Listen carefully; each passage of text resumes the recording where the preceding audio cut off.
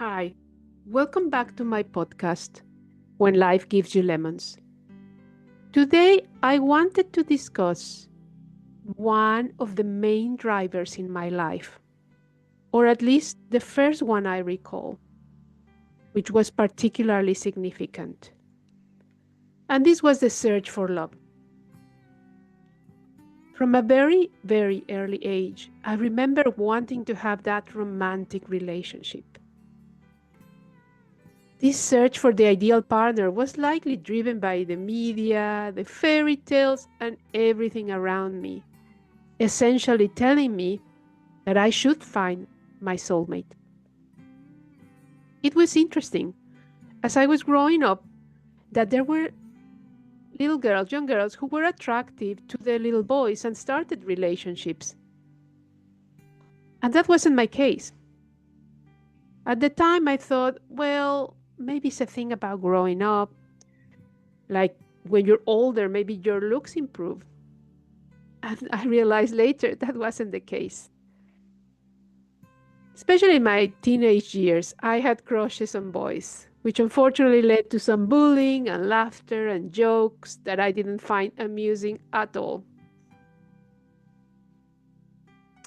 I would think one day, when I grow up, I'll look better.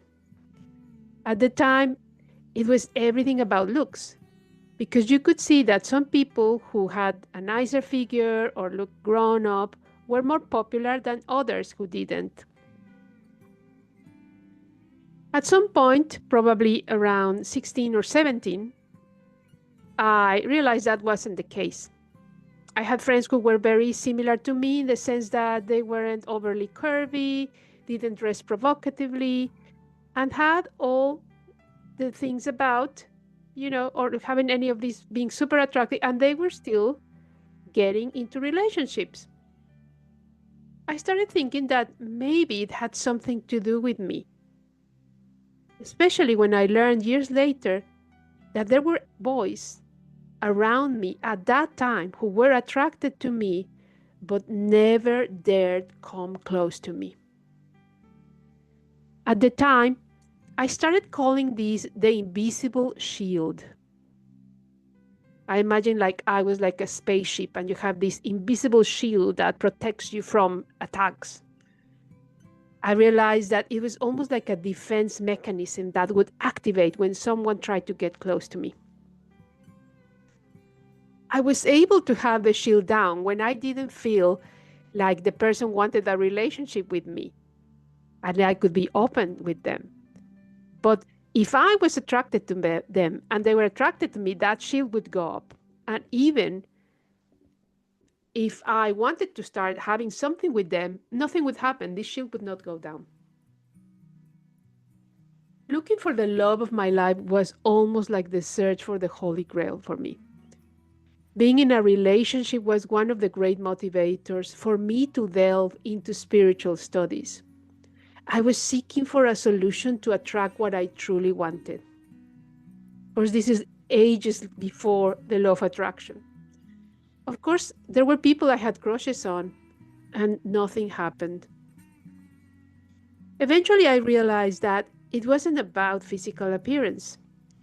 It wasn't about how much you weigh or the type of figure you had. I realized it was like the energy or the shield that allowed people to get close to me or not. By the time I was in my early 20s, I had some brief experiences of kissing here and there, but nothing like a proper relationship. I still was trying to figure out why I'm still single. There were friends of mine who were already married and in their early 20s, or they were planning to be, because everything they did in terms of dating and getting into a relationship seemed to work for them. I still felt like a teenager, as if I hadn't matured enough, or as mature as I should. My parents still, of course, treated me like a little girl. So when I started learning energy work and met a psychic who I started supporting during his trainings and at the same time learning his techniques and practicing, I realized that Despite everything I was doing, all the meditation, all the healings, whatever, I was still not getting what I wanted. This guy used to make fun of me, saying, "Don't worry, Anna, one day you'll get your relationship." And that, to be honest, used to anger me a lot. The thing is, well, in the past, when I was younger, I was not willing to have a physical relationship with people who I didn't know very well. And the reason was that I was aware that if I had sex with someone and they just forget me the next day, I knew that emotionally I would be crushed because I would not be able to survive that. So part of me was protecting myself from that kind of pain. I wasn't a Sex and the City character at the time. It was something that I could not allow myself to be. By the time I was in my 30s, still kind of not great at generating relationships, there was a point where my mother even said, "What's wrong with you and your sisters? Why are you not like me?" Boys used to ask me out, and I was very popular. Blah, blah. And I was just like, "Well, your guess is as good as mine, Mom." When I decided to work with a therapist, many of those things started changing. And I realized that there had been a lot of emotional baggage that I had been carrying without expressing. I was going out into the world with this facade as if everything was okay and my family life was terrific. And in reality, I was extremely frustrated and angry. I wanted to be doing my own thing, live my own life. I wanted to have my experiences without someone telling me they were wrong. As soon as I worked in all of these emotions and everything that had been inside me, I started going out, meeting people, and finally I was having a proper life. I was dating, being physically intimate with people, and everything was going great. And I was still thinking that it would be good to have a steady relationship. By then, in my early 30s, according to the standards at those time, obviously, remember I'm a Generation X woman, it was a bit late to get married. All my friends, classmates, acquaintances had already gotten married. So it wasn't like there was a significant amount of people that you could get to know and date. I was giving myself the chance, thinking maybe I'll meet someone, maybe we'll live together. But I had already given up the idea of getting married at all. I was trying to be realistic. I was still very magical. So while I was undergoing therapy, I was also doing some, routines, spiritual rituals. And one day someone introduced me to a ritual where I would have to repeat a list of all the qualities and characteristics of my ideal partner. I had to be very precise: physical appearance, emotional, intellectual, everything. Then they said, just do this for 21 days and something will happen. Part of this exercise as well was to act as if this person was already there. So I was living alone in my apartment. So it was an experiment, like maybe having the pillow represent my partner. So I would put the pillow in the chair, or I would put the pillow in the bed, and I start making space in my wardrobe for this person to have, their clothes there. I would have this pillow have lunch with me or drive in the car with me, and I did this for 21 days. And believe it or not, I met someone. Interestingly, there were many synchronicities with this man. He even said something that I thought to myself, I would like my ideal man to say this specific phrase. And he did. And I was like, wow, the man I met ticked a lot of the boxes. I'm not going to say he ticked every box 100%, but he was pretty much what I wanted. Everything was very synchronistic and magical. I felt when I was with this man as if I had always known him. I felt very safe, very protected, and I decided to throw everything away, my career, my life, everything, to go and live with him in his country. There were a lot of scary moments, of course, in this big change because I didn't have the same level of life I had in my country. I didn't have a car, a credit card. I had to start from scratch. It was a very humble beginning. It didn't matter if I had years of experience in my home country. I needed to create new experience in this country. We got married, we moved, everything was amazing, magical. There even was a lot of serendipities around the place where I moved to and things I have always loved. By the way, I always wanted to live in this country. I dreamed about it since I was a child. And all of a sudden, I was fulfilling my dream. One of the things I noticed when I got together with him was that before him, even with boyfriends or dates or people I had, you know, engaged with, I always felt like I had a hole in my heart. I felt empty. That sensation of emptiness used to draw me to men who were not necessarily ideal for me in the past. The moment this man and I got together, that hole in my heart, that emptiness disappeared. I never felt like it was that. It was like the hunger disappeared totally. My partner was a great master to me, a teacher. I'm not sure if you're aware of this, but the type of person you married, or the person you marry, let's say, uh, you attract the person that needs to complement you at the level you are or your level of advancement in life. So the level I had achieved or reached emotionally, mentally, uh, spiritually, I met this man to continue supporting me in my journey. He taught me many things. He prompted me to communicate more, to make up my mind about being irrationally jealous. Because being jealous, it was a cultural thing. Being from a Latin country, women were very jealous just because. So he made me ask myself if it was worth following all these beliefs and behaviors. Eventually, I decided that I trusted this man. I had married him, and now I was living miles away from my birth country. Eventually, my love passed away. I mean, it's something I couldn't predict. He was slightly younger than me, and I would have never imagined in a million years that he would get sick and die.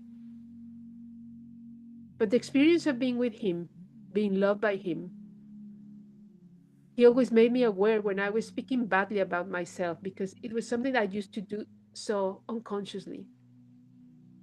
He would always tell me, don't do that. Don't speak like that about yourself.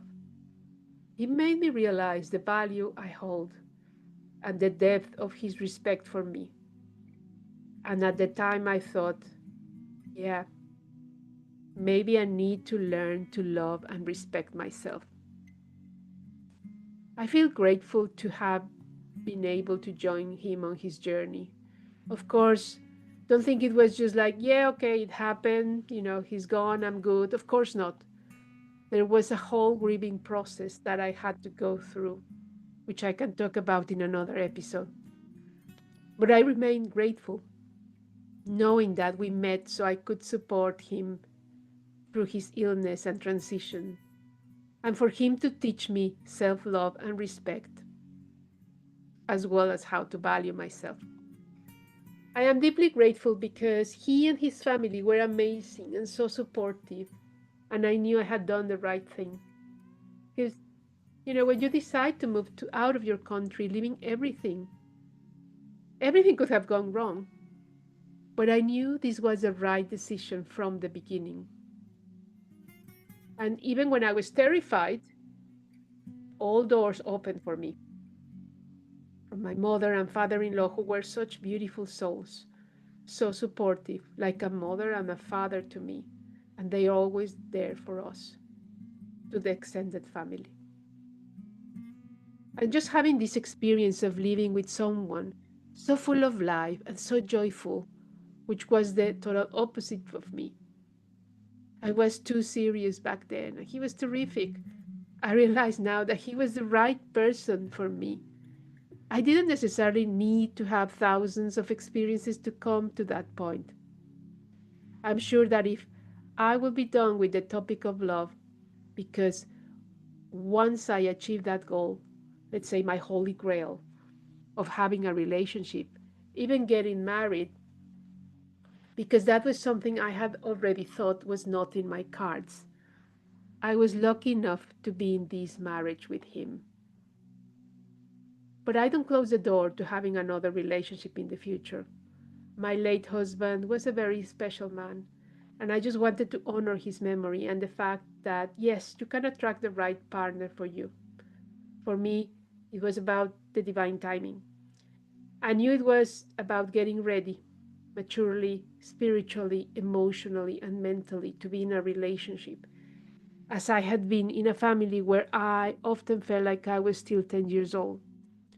So it took some time for me to go through that process of maturing to be able to be in a relationship. And he was patient, he was very kind. Every time I think about him, I think he was just amazing just because he accepted me the way I was. I felt I could be fully me. That meant maybe not wearing makeup or not having the perfect figure.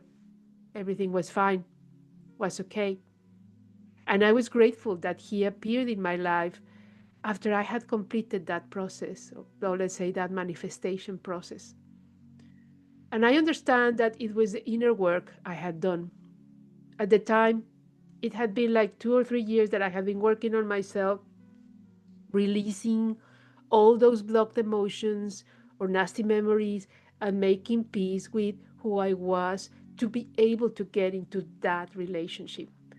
So even in the future, another relationship happens for you, it's going to be reflecting, or like for me, it's going to be reflecting who you are. Now, I'm aware that the person I am now has nothing to do with the person who got married almost 20 years ago. And I remain hopeful. I stay full of love. And even if it doesn't happen, I'm thrilled.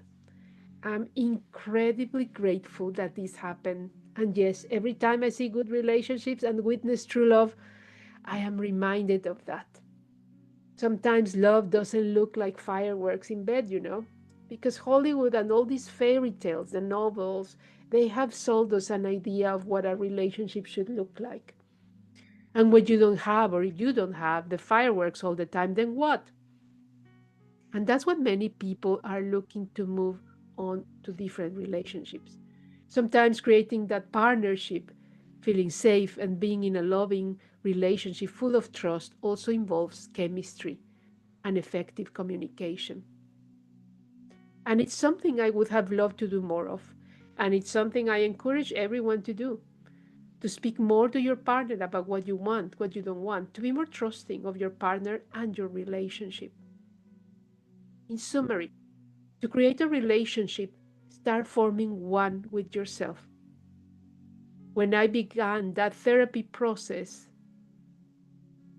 and healing parts of me, I started to love myself and appreciate myself.